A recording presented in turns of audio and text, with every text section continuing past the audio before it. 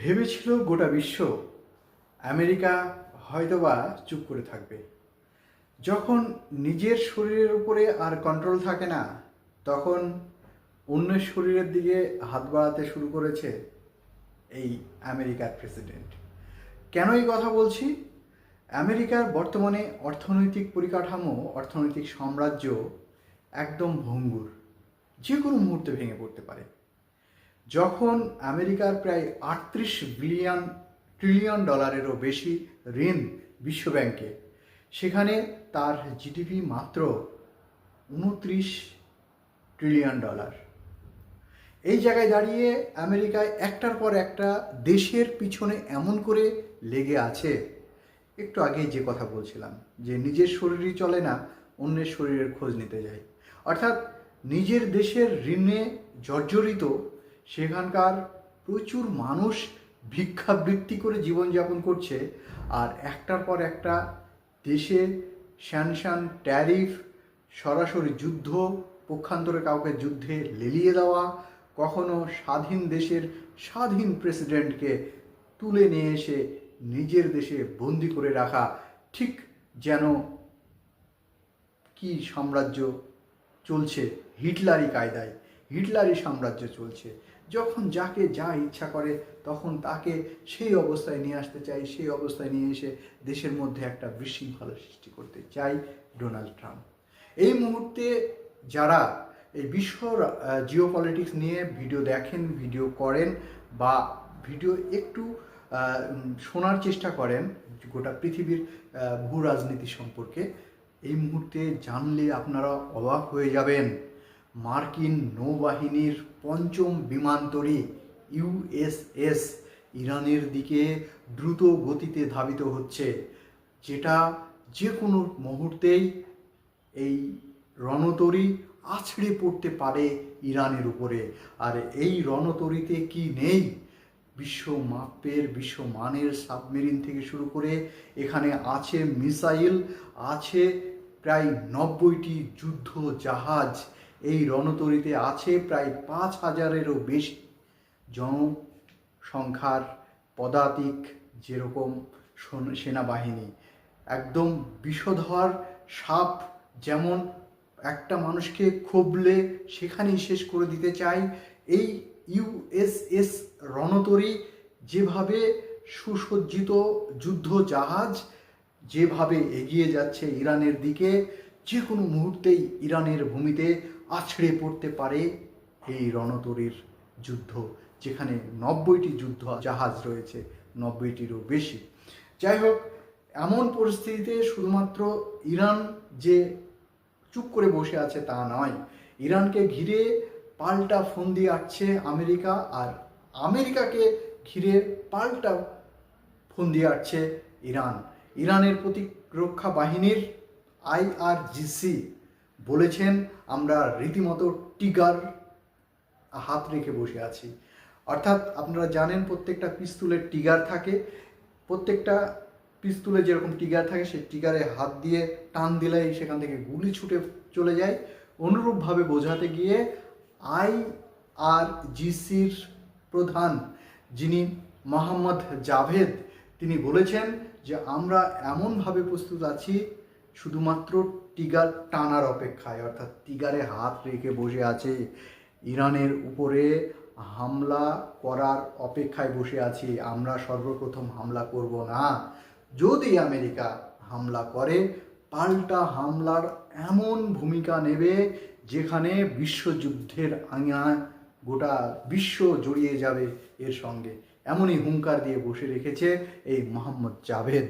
এই মোহাম্মদ জাভেদকে আপনারা জানেন, বিশ্ব ইসলামিক নেতা খামেনি, সেই আয়াতুল্লাহ আলীর খামেনির সর্বোচ্চ পদাধিকারী জাভেদ, তিনি রীতিমতো ঘোষণা দিয়ে বসে আছে, আমরা কিন্তু ওই মোহাম্মদ আলী খামেনির অপেক্ষায় থাকবো না। কেননা মোহাম্মদ আলী খামেনি বিশ্ব ইসলামিক নেতা, তিনি বলে রেখেছেন, আমার আদেশের অপেক্ষা করার কোনো প্রয়োজন নেই, আমি তোমাদেরকে সব সময় আদেশ দিয়ে রাখি। আমেরিকা যখনই এই কুকর্মের সঙ্গে যুক্ত হবে, এই যুদ্ধের সঙ্গে যুক্ত হবে, ইরানের মাটিতে যুদ্ধ মিসাইল আছড়ে ফেলবে, সঙ্গে সঙ্গে পাল্টা অ্যাকশন শুরু হবে। আর যেখানে যেখানে বিমান ঘাঁটি আছে, যেমন সৌদি আরবে বিমান ঘাঁটি আছে, আমেরিকার বিমান ঘাঁটি আছে, ইরাকে আমেরিকার বিমান ঘাঁটি আছে, দুবাইয়ে আমেরিকার বিমান ঘাঁটি, বিভিন্ন দেশে ছড়িয়ে ছিটিয়ে আছে। প্রায় 50,000-এরও বেশি সেনাবাহিনী সে বিভিন্ন যে যে সেনাঘাঁটিগুলো আছে সেখানে মজুত আছে। আপনারা জানেন সেনাঘাঁটি ঘেটে ঘ করে বসে আছে আফগানিস্তানের দীর্ঘদিন ছিল এই আমেরিকার সেনাঘাঁটি।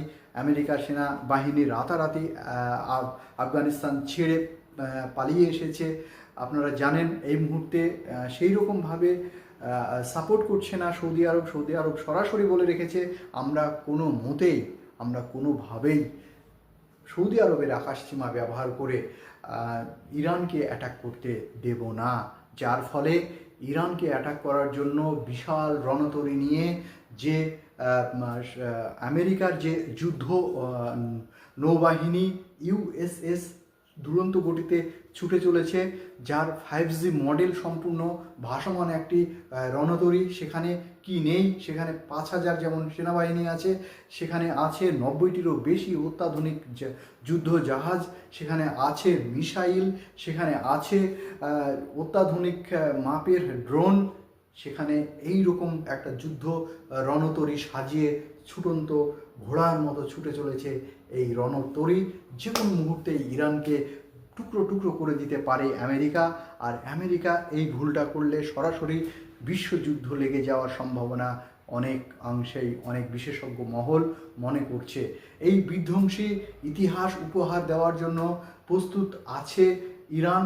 বিধ্বংসী সাম্রাজ্যবাদী যে আমেরিকা, বিধ্বংসী পৃথিবী হয়তোবা আমাদেরকে উপহার দেবে। আগামী জেনারেশন, আগামী দিনের মানুষ হয়তোবা এই আমেরিকার ঔদ্ধত্য মেনে নিতে চাইছে না, আমেরিকার সাম্রাজ্যবাদকে আর প্রশ্রয় দিতে চাইছে না। আমেরিকার ডলার ভেঙে গেছে, ডলার ডলারাইজেশন হয়ে গেছে, আমেরিকার ডলারকে আর মান্যতা দিতে চাইছে না। যে কারণ থেকে আমেরিকা জোর করে, আমরা দেখেছি বারবার স্বর্ণের দাম আকাশচুম্বী করে দিচ্ছে এই ডলারকে কেন্দ্র করে।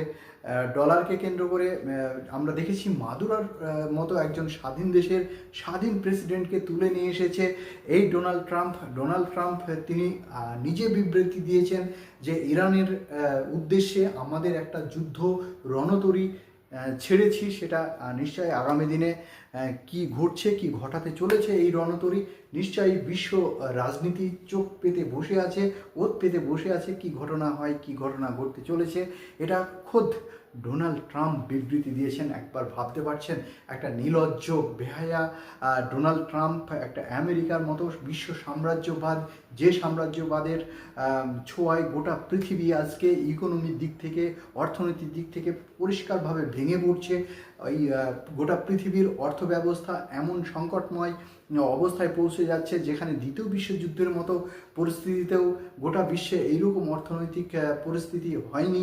সেই জায়গায় দাঁড়িয়ে এই 2026 সালে দাঁড়িয়ে ডোনাল্ড ট্রাম্পের মতো একজন সাম্রাজ্যবাদী, একজন কি বলবো টেরোরিস্ট, একজন সবচাইতে গ্যাংস্টার, যাকে বলা যায় মূল হোতা এই সাম্রাজ্যবাদের, সেই মানুষটা আজকে এমনভাবে তেলের নেশায় জড়িয়ে পড়েছেন যাতে করে ডলারটাকে বাঁচিয়ে রাখা যায়।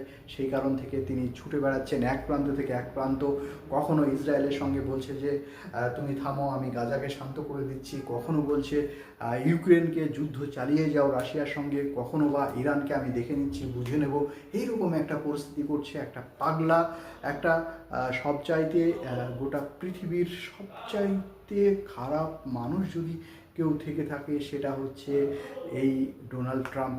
যাই হোক, স্বাভাবিকভাবেই সারা পৃথিবীকে সবচাইতে অস্থির করে তুলেছে এই আমেরিকার প্রেসিডেন্ট ডোনাল্ড ট্রাম্প বলেছে যে আজকের দিনে দাঁড়িয়ে আমেরিকাবাসী হয়তোবা বলতে পারে যে ডোনাল্ড ট্রাম্প ঠিক করছে না, কিন্তু আমি আমেরিকাবাসীর কথা ভেবেই, আমেরিকা এতদিন পর্যন্ত সারা পৃথিবীকে যেভাবে হিটলারি কায়দায় কাউকে বুঝতে না দিয়ে শাসন কার্য চালিয়ে গেছে, ঠিক একইভাবে এই শাসন কার্য অব্যাহত রাখতে গেলে আমার যে দেখানো পথ, সেই পথ আগামী উত্তরসূরিকেও স্মরণ করে চলতে হবে, সেই পথকে পাথেয় করে চলতে হবে। তিনি বলেছেন বুশ থেকে শুরু করে বারাক ওবামা থেকে শুরু করে আমরা দেখেছি কিভাবে ডোনাল্ড ট্রাম্প পর্যন্ত আমেরিকার সাম্রাজ্যবাদ টিকিয়ে রাখার জন্য একের পর এক, যেমন সাদ্দাম হোসেনকে ফাঁসি দেওয়া থেকে শুরু করে, যখন দেখেছি গাদ্দাফিকে একদম প্রকাশ্যে তার নিজের মানুষদেরকে দিয়ে খুন করিয়েছে, অনুরূপভাবে আজকের দিনে দাঁড়িয়ে গোটা পৃথিবীকে অস্বাস্থ্যকর পরিবেশ তৈরি করার পিছনে কেউ যদি দায়ী থাকে, একমাত্র ডোনাল্ড ট্রাম্প। এই যুদ্ধবাজ গ্যাংস্টার ডোনাল্ড ট্রাম্প আগামী দিনে গোটা পৃথিবীকে কাঁপিয়ে তুলবে। যখন বাবা ভাঙা এই 2026কে ভবিষ্যৎবাণী করেছেন বিশ্বযুদ্ধের, তাহলে হয়তোবা তার কথা মতোই, তার ভবিষ্যৎবাণী মতোই কি আমরা আরও একটি যুদ্ধের সামনাসামনি হতে চলেছি। যদিও আমেরিকা যেভাবে তার রণতরী যুদ্ধতরী এগিয়ে নিয়ে যাচ্ছে ইরানের দিকে, ইরানও থেমে থাকবে না, ইরানও হয়তোবা পাল্টা হামলা চালাবে। আর এটাই যদি হয়, তাহলে বিশ্ব হয়তোবা আরও একটি যুদ্ধর সম্মুখীন হবে, আর সেখানেই উঠে আসবে নতুন কোনো শক্তি। আমেরিকার সাম্রাজ্যবাদ পতন নিশ্চিত, সেটা হয়তোবা 5 বছর পরে হতো, 5 বছর আগেই আমেরিকার সাম্রাজ্যর পতন হয়তোবা আমরা দেখতে পারবো। তাই আপনারা যারা জিও পলিটিক্স নিয়ে কালচার করেন, আলোচনা করেন, পড়াশোনা করেন, অবশ্যই আপনারা এই কালচার করবেন এবং এই পড়াশোনা চালিয়ে যাবেন। আপনাদের একটি কমেন্ট আমাকে নতুন একটি এপিসোড বানাতে সহযোগিতা করে, নিশ্চয়ই আপনারা আমাকে এই সহযোগিতার হাত বাড়িয়ে দেবেন। আপনারা আমার ভিডিও কেমন লাগে কমেন্ট করে জানাতে ভুলবেন না।